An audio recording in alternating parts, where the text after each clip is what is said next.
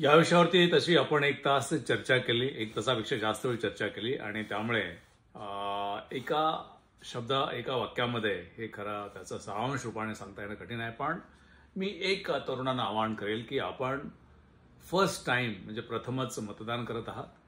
त्यामुळे ह्या बाकीच्या गोष्टी आपण चर्चा केली की त्या आहेतच. पण त्यापेक्षा सगळ्यात महत्त्वाची गोष्ट म्हणजे आपण 18 ते 21 या सर्वसाधारण वयोगटामधील आहात असा माझा समज आहे. आणि बहुतांश लोक आपले प्रथमच मतदार असल्याने आपणापुढे एक महत्त्वाचा उद्देश आणि जबाबदारी ती अशी आहे की हे 21वं शतक हे तुमचं शतक आहे. पूर्वीच्या पिढ्यांचं शतक हे वेगळ्या पद्धतीचं होतं. आपलं शतक हे चौथ्या औद्योगिक क्रांतीचं आहे. त्यामुळे आपण जुन्या जाणत्या लोकांकडून किंवा आपल्या गुरुजनांकडून किंवा आपल्या आई वडिलांच्याकडून त्यांचा खरं म्हणजे की मार्गदर्शन घेतलंच पाहिजे.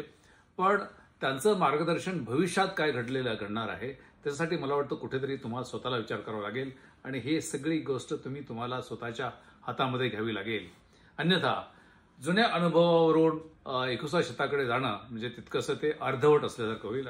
आणि यासाठी मग भविष्यातील येणारे प्रश्न, ज्या समस्या आणि जे काही हे शतक घडणार आहे त्यामध्ये तुमचं अस्तित्व, तुमची आर्थिक वृद्धी आणि तुमचं जीवन कसं होईल याचा तुम्ही सांगोपांग सखोल विचार स्वतः एकट्याने किंवा एकत्रितपणे केला पाहिजे.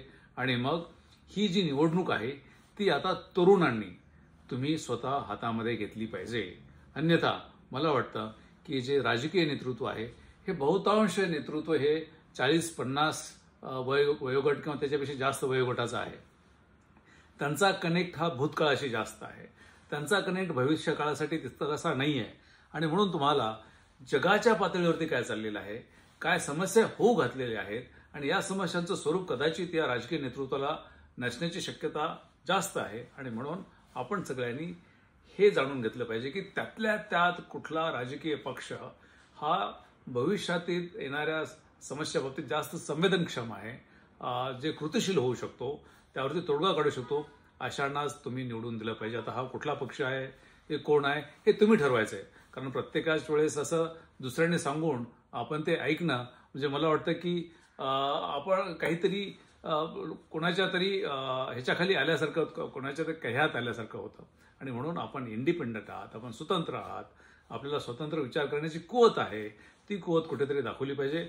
आणि ही निवडणूक 2024ची महाराष्ट्राची विधानसभेची निवडणूक तरुणांनी आता हातामध्ये घेतली पाहिजे आणि आपलं भविष्य हे केलं पाहिजे. बाकीचे प्रश्न चालू राहतील. आपण पुन्हा एकदा अशा या विषयावरती चर्चा करण्यासाठी मला जरूर बोलवा, मी निश्चितपणे येईल.